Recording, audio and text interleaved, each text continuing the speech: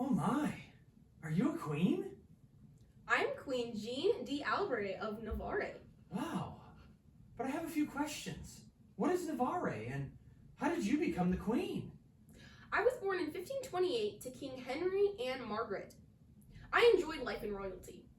Navarre, since you asked, was a country between France and Spain. Now France owns this beautiful land. Of course, I had passed before they took it. I've never heard of Navarre, but tell me about your parents, Henry and Margaret. I am not sure if my mother was a believer, but she favored the Reformed faith. My father, on the other hand, was a Catholic.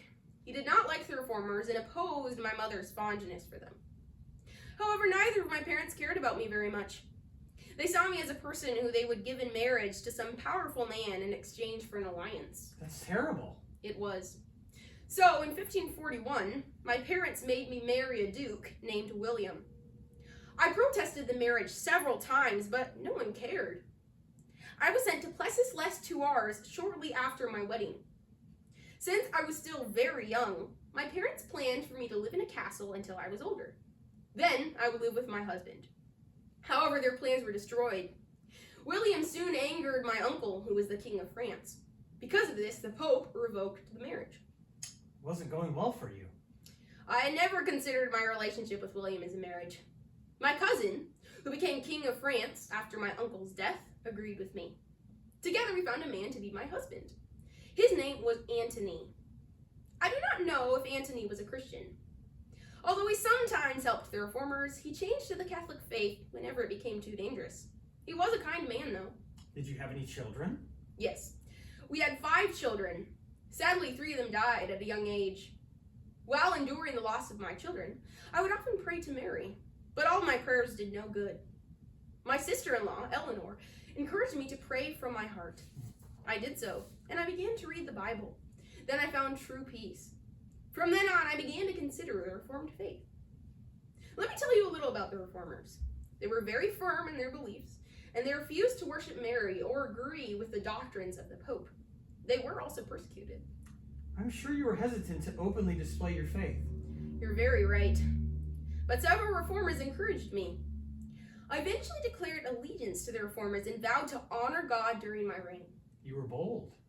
God's fingerprint had shown through it the whole time. I made laws to help the Reformers, and I also opposed the Pope. I was risking my life, but I wanted to honor God. I also helped many men preach the gospel, such as Pierre Viret. Pierre Viret? Yes? Oh, that's you?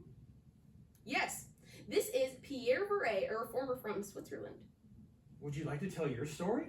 Sure. I was born in 1511 in Orby, Switzerland. In 1528, I decided I wanted to become a priest. I went into a college a Catholic, but left a few years later a Protestant. Many Protestants attended the college, and I was engaging in life-changing conversations.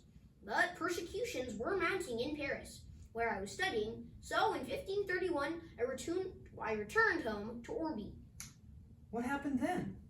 Did you have partners in your work? I met a preacher and minister of the gospel named William Farrell. I also preached sermons to the people. This was an instant success, and people began to listen to my sermons. Farrell insisted it was God's will for me to preach the gospel and to reform Switzerland. So you listened to Farrell? I did, and I preached, and hundreds came to listen to my preaching, and hundreds more listened to my message and rejected the Catholic Church. But some abhorred my work, so they planned a secret attack. They tried to kill you? They must have been desperate. They were. When I went to another town to preach, a huge mob of Catholics attacked me, beat me unconscious, and left me for dead. I did not die and persevered. Another attempt on my life was taken in a small village where I was traveling, so I fled to join Farrell in his work in Geneva, Switzerland. Did the Catholics go after you?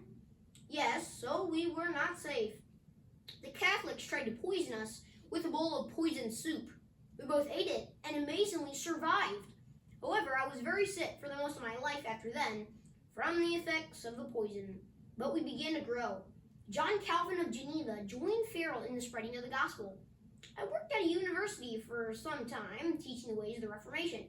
However, I was fired from my position for being a reformer and not complying with the Catholic rules. so I went to work in Geneva. Geneva was ripe for the harvest, and thousands came to Christ. Those years were extremely successful. And so you preached and reformed all over Europe. I preached, and God blessed me greatly. I went all over the country preaching and teaching the word. I settled in France for a time, but was banished from ever entering it again. So I fled to the little country of Navarre. At this time, Jeanne d'Albret was the queen. I appointed Mr. de Viret to be superintendent of an academy at Orthez. He served me well, and I was a great influence in the church in Navarre. So you helped the Protestants, Jeanne, and Pierre spoke for it. That's amazing how you two became important figures of the Reformation. These stories could have only been written by God.